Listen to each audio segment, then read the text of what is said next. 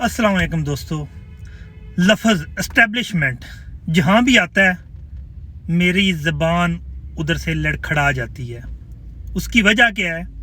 वजह ये है कि आज तक जिस बंदे ने भी, आम बंदे ने ये लफ्ज़ निकाला है ना, वो 1, 2, 3 हफ्ते का या चंद माह का मेहमान ही साबित हुआ है।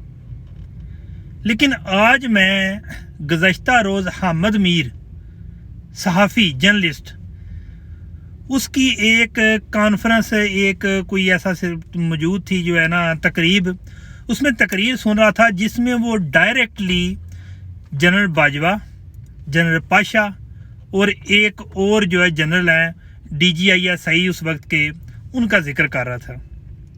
उसमें डायरेक्टली वो नाम लेके कह रहा था कि शहबाज शरीफ साहब को बुलाया गया था कि अगर आप हमारी मर्ज़ी के मुताबिक चलें तो हम आपको 2018 में कामयाब करके वज़ीर आज़म बना देते हैं। हामिद मीर एक पाए का जर्नलिस्ट, जिससे बहुत ज़्यादा लोग नफ़रत भी करते हैं और सुनते भी उसको भी हैं, अगर वो बंदा एस्टेब्लिशमेंट का नाम ले सकता है तो फिर आम हम जैसा बंदा क्यों नहीं नाम ले सकता। अब मैं बात करना चाहता हूँ मुद्दे पे।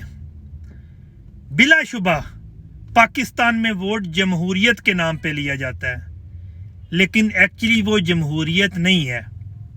उसकी वजह हामिद मीर साहब की तकरीर, जिसमें बताया जाता है कि जो पहले भी हुकूमतें आईं वो भी इस्टेब्लिशमेंट की मर्जी की थी, जो अब आई, अगर हाँ 2018 में आया तो वो भी इस्टेब्लिशमेंट की मर्जी का था।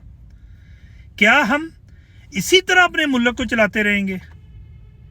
मुझे बताएं, जब एक बंदा एक रैंक के साथ उस महकमे में भर्ती होता है तो अगर सबका रिकॉर्ड देखा गया है कि किसी की वालदा टीचर थी या किसी का वालिद उस्ताद था, या किसी का, जिस तरह का ड्रामा भी बना है कि किसी का वालिद जनाब दिहाड़ीदार था, लेकिन वो बंदा भी जब जनरल की सीट तक पहुंचता है तो जनाब उसके ऑस्ट्रेलिया, बेल्जियम, कनाडा, अमेरिका में जजीरे आ जाते हैं।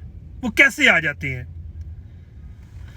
75 साल में अभी तक बताएं कि पाकिस्तान में क्या हुआ है कि जो बंदा फहर से कह सके कि we are proud that we are Pakistani. इसकी वजह कि गरीब पिसता जा रहा है, अमीर वो है जो कि इन्हीं की तरह जिंदगी गुजार रहा है और बिजनेस कर रहा है मुल्क को लेके।